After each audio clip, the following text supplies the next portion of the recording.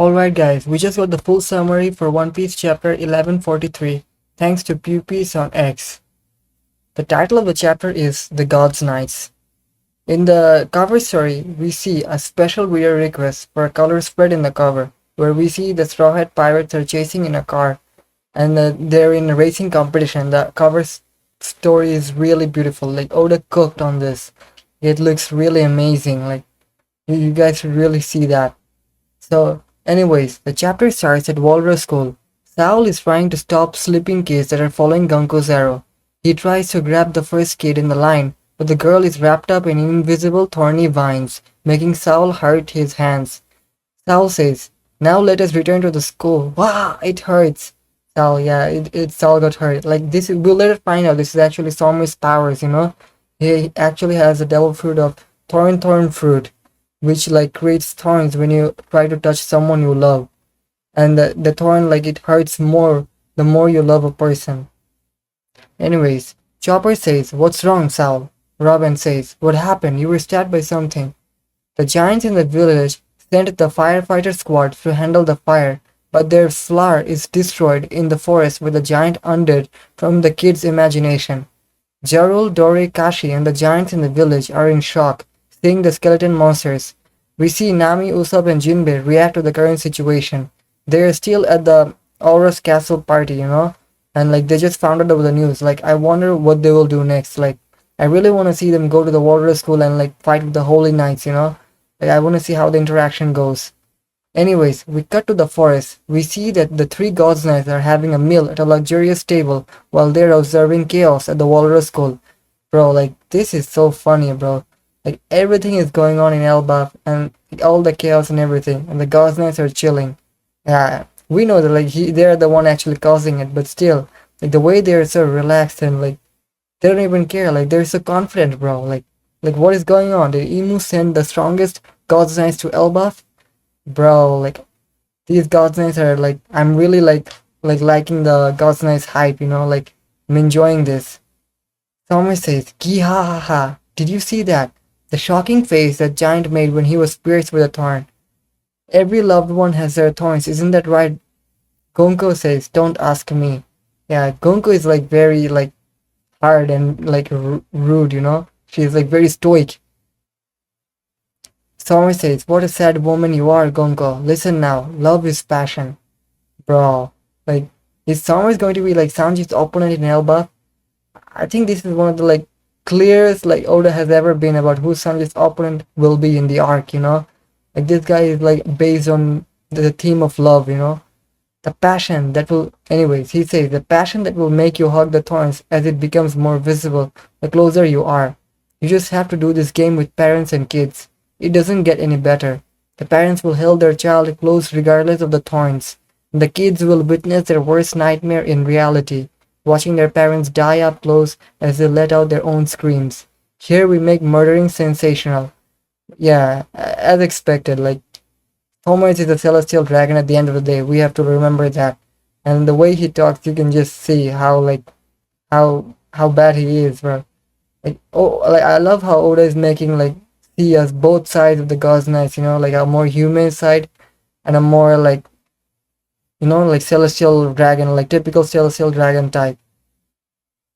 Anyways, we see Somai talking, and as we see we see some vines appear in his right arm. Then we discover in a presentation box that Somais has the power of Iba no Mi fruit. From Ibara, that means thorny flower. Somais is a thorn human. Gonku is the one pointing the kids' way with her arrow. She is making them walk the main road through the village, making giants feel powerless to stop them. Killingham notices that they don't have enough salt, so he mentions it to Somers. A cloud appears over Somers' head when he imagines the salt. Then Killingham uses his power to put Somers to sleep, and then he pulls the salt out of Somers' dream cloud. Yeah, so like Killingham's power is like really like broken, bro. Like he can like manifest anything, like whether with things you dream, he can like grab it from the dream world and just bring it to reality, you know, it's kind of that thing. So I wonder if Killingham is going to be like Luffy's opponent, you know, like both are like kind of imagination related, both like manipulate reality, you know. So Anyways, in the another presentation box, we discover that Killingham has the power of Ryuryo no Mi, mythical type, model Kirin. Killingham is a dream manifesting human. So yeah, as we like said before, like he can do anything like you imagine. He can bring it to reality. Killingham says, "Oh, Aspatch rock salt, as expected of a gourmet connoisseur. You can get up now." Somers, wow. Regarding the MMA, you manifested from the Brad's dreams. This chapter doesn't explain what the initials MMA means, but in Japanese it is read as MoMA. Killingham, of course, they will be made to be running along with the kids. Hey, this salt is the best. Gonko, give me some as well. Gonko becomes like a kid when she tastes Killingham's food and finds it tasty. But we can't see her face. She eats with the bandage on. Like, this is so funny. Like, how is she eating, bro? Oda, like, what are you doing here? At the end of the day, this is One Piece. We have to, like, go with the flow, you know? Like, these things happen. We just don't give them, like, enough importance, you know? Like, we just accept them as it is. Killingham explains that food tastes good, but provides no energy because it comes from dreams. So yeah, this explains that, like, why the Holy Land, why the people in Marijua are not, like, using Killingham's power to, like, manifest the foods, you know? Like, they're having a food shortage because of the Revolutionary Army attack, you know? So, yeah, because Killingham, the food that Killingham has made are not, they don't give you any energy. Like, you can taste them, but they won't give you any energy. Thomas complains that this game will be too easy to clear since they can easily transfer the kids to the ship at this rate. Like, they're having no problem at all. So like Thomas is kind of getting bored, you know? He wants some challenge, bro. Gonko says something unexpected will happen since Yonko Straw Hat is also on Elbaph. So yeah, like the Gods Knights actually know that Luffy is on the island. So, and they're still so chill, bro. I like, bro, like, are they underestimating my goat Luffy, bro? Like, don't, no way, bro. Like, they don't know. Like, Gonko is not ready for Gear 5 Luffy. I'm just telling you. They know, like, Luffy's on the island and they're still, like, doing everything. Bro, yeah, I'm really excited how the Gauss Knights will tackle the Straw Hats, you know? Like, I really hope they, like, fight soon. I can't wait for the fights. Anyways, the Gauss Knights notice the kids on branch number 8 and they're heading towards the fire. But Somers says that if this group cannot clear the game, they will just have the next group try instead. So yeah, like, the Gauss Knights are talking as if, like, they know, like, the entirety of Elbaph. Like, they have been here before. Like, branch number 8, like, this is too specific. Like, they know Elbaph so well. Like, I wonder, like, if King Harald was, like, colluding with the world government, so, and that's why, like, Shamrock came to visit his grave, you know? Like, they had connection before. So yeah, like, King Harald, he's kinda sus. We then cut to the underworld where Loki tries to threaten to kill everyone. In an amazing double page, Luffy uses a new technique called Ude Fusen, arm balloon, that is similar to Hone Fusen, bone balloon, but Luffy only inflates his right arm. Then Luffy hits Loki's body with a very light punch and Loki falls down unconscious. Yeah, so like Loki was already like at death's door since long time ago. He was mastering all his strength to just stand up. And it makes sense, like he has been chained up for 6 years and he got beaten up by Shamrock and Gonko pretty badly. And then even now, like, he was still able to stand. So like, yeah, it's insane, bro. Loki, I wonder like what Loki can do at his full power. I'm pretty sure he's really strong and it's going to be a real challenge for Luffy to beat him if Loki is at his full power. I'm really excited to see Loki's devil fruit, you know? Anyway, Zoro says Loki is on the verge of death. He thinks Loki was just bluffing to get out of Kairoseki cuff, and then he planned to run somewhere and falls down there instead. Luffy begs the giant to help Loki.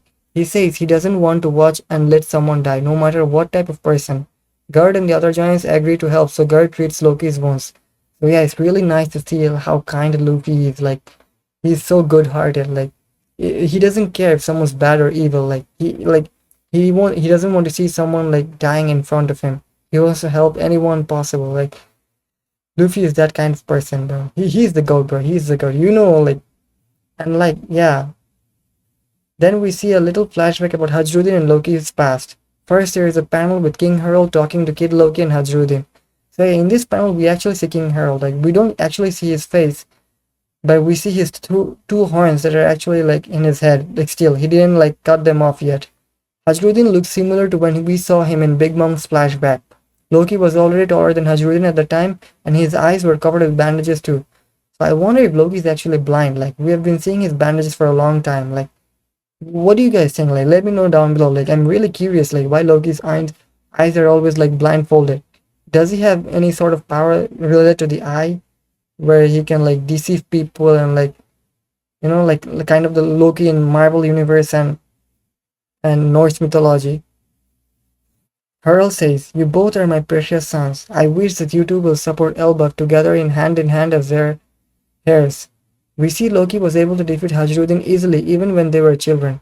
Loki used a spiked kanabo as a weapon when he was a kid. It looks like Kaido's kanabo. So here, like, I wonder if Loki and Kaido are stepbrothers. Knowing King Harald, like how he has like two sons from different wives, from I wouldn't be surprised if like Kaido was from like another wife of Kaido was born from another wife of King Harald's, another bastard son of King Harald, kind of like Loki and Hajrudin. Loki says, "Are you kidding? No way. I'm accepting a shorty weakling like you as my big bro. Remember, you are a bastard, not a real son of fathers. Hajrudin, your mother came from a tainted line." Yeah, Loki used to bully Hajrudin pretty bad. Like, it makes sense of why Hajrudin is really mad with him. Like, and he wants revenge against Loki. Hajrudin, like, then we cut back to the present in last page of the chapter. We see Hajrudin is furious and picks up an axe ready to kill Loki. Rode and Stanson stop him as best as they can. Rode, "Wow, wait. Stanson, don't get ahead of yourself, Hajrudin." Hajrudin says, "I have never once forgiven this guy. He spoke ill of my mother and slayed my father." Loki, "Go ahead and do it then, you pathetic berserker." Despite Hajrudin's fury, Loki speaks to him calmly. Hajrudin is in shock when he hears Loki's words. "Loki, if you have time to be caught up in a personal drama, look at the whole forest. Don't tell me even you really think that I wanted to kill father." End of chapter, no break next week. So yeah, like this is like very important part here. Like, it finally confirms that Loki didn't actually want to kill King Harald. Like, he was forced to do it. So it also like gives more credence to the idea that King Harald was actually bad, He was evil. Like, maybe he was working with the world government and sold Elbaph to the world government. So that's why Loki found out about this and he killed him before like King Harald like could harm Elbaph anymore. Yeah, I think something like that is happening here. King Harald seems kind of sus, bro. Like, I'm pretty sure we're getting a Loki and King Harald flashback next chapter, so I'm really hyped about that. And yeah, like, never judge Luffy's doubt. Never doubt like Luffy's judgment of someone. Like, when he makes up his mind about someone, he is a good or evil. Whether he's good or evil, like Luffy is always spot on about the person. Like, so when it got proven again, like, and we see like Luffy chilling like on top of Loki's horns in the chapter. It's like the way they're vibing, bro. Like, we can just tell that Loki is not actually a bad guy. Like, he's a morally great character, but he's not totally evil, And most of the characters in One Piece are. So it's a really like interesting chapter, bro. Like, setup and the reveal of the devil fruit powers of the God's Knights was really interesting. So, and I wonder who Luffy, Zoro, and Sanji are gonna do next. Like, I'm really curious what happens next. Like, Oda has been cooking non-stop, bro. Like, then. So yeah, that's it. That's the chapter then. Yeah, I really enjoyed it, bro. Like, I love how Oda is like making us feel like both ways for the Holy Knights. Like, we're seeing how goofy they can be, and they can also be serious at the same time. So it's great to see that. Wow, man. Like, wow. I enjoyed this chapter as always. Like, anyways, guys, thank you for watching that video. I'll see you in the next one. I love One Piece.